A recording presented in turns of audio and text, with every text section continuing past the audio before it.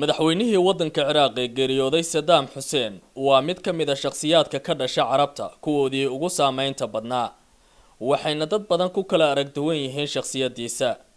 dad baa waxay u arkaan inuu ahaa dictator awoodda ku qaatay kol hore xukunka waddankaasi kuna maamulaya gacan adag oo bira qiyaastii 30 sano. Saddam Hussein ayaa waxay qaar ka mid ah dadyowga aaminsan yihiin inuu ahaa mid dhulweynaha jasiiradda Carabta ka bilaabay dagaal u dhaxeeya bulshada jinsi wadaagta ah ee Carabta iyadoo ay arrintaasi sababtay dhibaatooyin xooggan oo ka dhacay mandaqada jasiiradda Carabta. halka dad kale ay u arkaan inuu yahay halyahay marsoomar ah kaasi oo si weyn u maareeyay shiicada waddanka Ciraaq ahaana geesi sunni ah oo dad badan gaarsiiyay horumar kuwaasi oo ku nool gudaha waddanka Ciraaq. waxay sidoo kale in badan ay dadku aaminsan yihiin inuu ahaa geesi humaagiisa Carabtu ay ku diirsadeen kana hortaagnaa Iiraan iyo wadamo kale oo ku soo dhaadan lahaa wadamada Islaamka. waxayna geesinimadiisa ku tilmaameen inay soo baxday xilli hogaamiyayaal badan oo Carbeed ay ahaayeen ashunku adim oo ay aad u baqayeen. waxayna arrintaasi oo dhan oo noqonaysaa laba sheeko oo isweydaarsan aragti ahaanna aad u kala fog. Saddam Hussein ayaa waxa uu dhashay 30 Diseembar sanadka markuu ahaa 1937 isaga oo ku dhashay tuulo lagu magacaabo Al-Awja oo ku dhow magaalada Tikrit oo ku taala waqooyiga Baghdad ee waddanka Ciraaq. waxa uuna ka soo jeedaa qoys beeraley ah oo aad u danyar. aabihii ayaa geeriyooday isagoo caloosha hooyadii ku maqan muddo 3 bilood oo qura. waxaana sidoo kale waqti yar kadib geeriyooday walaalkii isaga ka weyn kaasi oo u dhintay cudurka loo yaqaan kansarka. Saddam Hussein ayaa waxa noloshiisa kafaalo qaaday adeerkii oo lagu magacaabo Khayrullah Talfaax kaasi oo dhaxda u xirtay sidii uu u korin lahaa. hooyadii ayaa geerida aabihii kadib guursatay nin ay qaraabo ahaayeen Saddam oo lagu magacaabi jiray Ibrahim Hussein kaasi oo sidoo kale ahaa danyar isla markaana ilaaliye ka ahaa mid ka mid ah iskuulaadka Tikrit.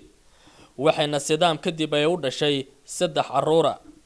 madaxweynaha laqmaday ee waddanka Ciraaq Saddam Hussein ayaa waxa uu ku soo koray nolol dhan kasta ay ka soo riixayaan waayo adag oo dhib badan.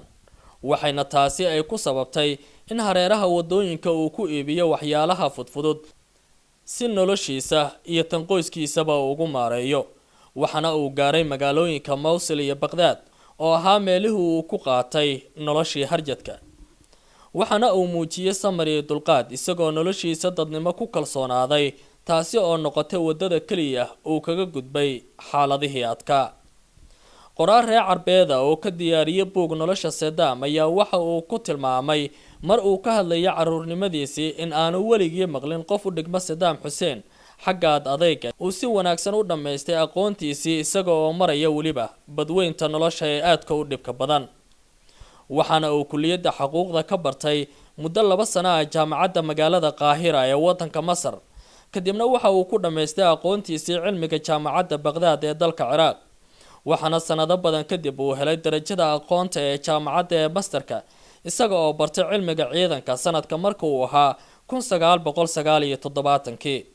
waxaana uu ka mid ahaa 50kii sano ee la soo dhaafay shakhsiyaadka saameynta adag ku dhaxlay bulshada weynta Carabta gaar ahaan dadka iyo dalka reer Ciraaq.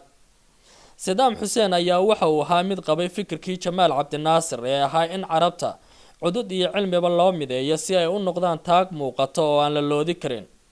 Saddam ayaa waxa uu guursaday gabar ay ilma adeer yihiin oo lagu magacaabo Saajida Khayrullah. waxayna u dhashay 2 wiil oo lagu kala magacaabo Qusay iyo Cadi oo ay ciidamada waddanka Mareykanku ay dileen sanadkii 2003 iyo 3 hablood oo lagu kala magacaabo Rana, Raqa iyo Xaala. Saddam Hussein ayaa waxa uu ku soo galay siyaasadda dhanka adeerkii Khayrullah Talfaax oo ahaa sargaal ka tirsanaa ciidamada qalabka sida ee waddanka Ciraaq isaga oo bartay qaar ka mid ah saaxiibada waalidkii oo ahaa saraakiil mug iyo miisaan ku leh ciidanka dalkaasi. bilowgii noloshiisii siyaasadeed ayaa waxa uu ku biiray xisbigii Bacth ee markaasi ahaa mucaaradka. sanadkii 1959 ayuu Saddam Hussein iyo qaar ka mid ah hogaamiyaashii Bacthiyiinta waxay sameeyeen isku day la doonayay in lagu qaarijiyo madaxweynihii dalkaasi Ciraaq ee xilligaasi Abdulkarim Qasim. hase ahaatee markii uu suuro gali waysay waxa uu u baxsaday dhanka waddanka Syria isagoo uga sii gudbay waddanka Masar xilligaasi ay wehlinayeen ku dhowaad 500 oo dhalinyaro ah oo ay dowladda Syria ugu tala gashay inay dhameystaan aqoontooda. waxaana intii uu jooga Masar uu waday abaabul la doonayo in xukunka looga tuuro dowladii uu hogaaminayay madaxweynaha xilligaasi ee Cabdulkariim Qaasim. waxaana iskaashi uu la sameeyay saraakiil ka tirsan ciidanka qalabka sida ee wadanka Ciraaq, taasi oo markii dambe sababtay in la toogto madaxweynihii la doonayay in xukunka laga rido. kadibna waxaa madaxweynaha wadankaasi noqday Cabdisalaam Caarif. Saddam Hussein ayaa markii uu ku soo noqday Ciraaq waxaa loo magacaabay madaxa sirdoonka ee dalkaasi, waxaana ahaa shaqsi firfircoon oo qabtay howlo badan oo muhiim ah. kadibna isfahmi waa dhanka siyaasadda ayaa waxa ay sababtay inuu muteysto xabsi adag, taasi oo sababtay in Saddam Hussein uu ka mid noqdo qolyo abaabulay afgambi ay ku guuleysteen inay xilka uga tuuraan madaxweyne Caarif, taasi oo sidoo kale suuro gelisay in madaxweynaha wadankaasi uu qabsaday Ahmed al-Bakr, kaasi oo waqti kooban kadib xanuun dartii shaqada uga tagay una magacaabay hogaamiyaha dalka iyo taliyaha ciidamada qalabka sida ee wadanka Ciraaq madaxweyne Saddam Hussein. Saddam Hussein ayaa markii uu talada la wareegay waxa uu kobciyay hanaankii dhaqaalaha dalka, caafimaadka iyo ammaanka guud ee wadanka Ciraaq. waxaana intii uu talada hayay uu dagaal adag la galay dowladda Iran, kaasi oo socday muddo ku siman 8 sano. dagaalkaasi ayaa waxa uu noqday mid haba yaraatee labada dal aanay wax faa'iido ah ka gaarin, isla markaana sababay dhaqaale caajis ku dhacay labada jamhuuriyadood. waxaana uu joogsaday dagaalkaasi sanadkii markii uu ahaa 1988.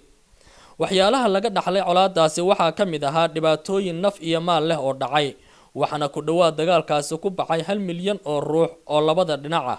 waxaana sidoo kale sii dheeraa dhaawaca iyo maxaabiis la kala qabsaday. waxaana dhaqaalaha ku dhumay dagaalkaasi labada dhinac lagu sheegay inay gaarayso $100 milyan oo dollar. Ciraaq ayaa noqotay dagaal u joog, waxa uu madaxweyne Saddam ku fikiray inuu sameysto hubka nuclear isaga oo taageero ka helaya dowladda Faransiiska. waxayna Faransiisku sameeyeen xaruntii ugu horeysay ee nuclearka, hase ahaatee waxaa duqeyn ku baabi'isay Israa'iil kadib markii ay sheegatay in qorshahaasi uu halis ku yahay guud ahaan caalamka, gaar ahaan Sayyada. Saddam Hussein ayaa waxa uu dagaal kale la galay dowladda Kuwait sanadka markii uu ahaa 1991. waxayna arrintaasi noqotay in dowladda Mareykanku ay soo farageliso dagaalkaasi ka soconaya mandiqada Bariga Dhexe, waxayna jabiyeen ciidamadii Ciraaq ee Kuwait weeraray. dagaalkaasi waxay Ciraaq ku qasbeen sidoo kale dhaqaale burbur, waxaana hawada galay maciishada. waxayna Mareykanka Ciraaq saareen cunaqabateyn xoog leh oo saameysay shacabka dalkaasi. 11 Sebtembar 2001 weerarkii ka dhacay dalka Mareykanka kadib waxay dowladda Washington go'aansatay inay weerar ku qaado Ciraaq oo markaasi ay u arkaysay inay tahay quwad ka dhan ah oo saameyn ku leh Bariga Dhexe.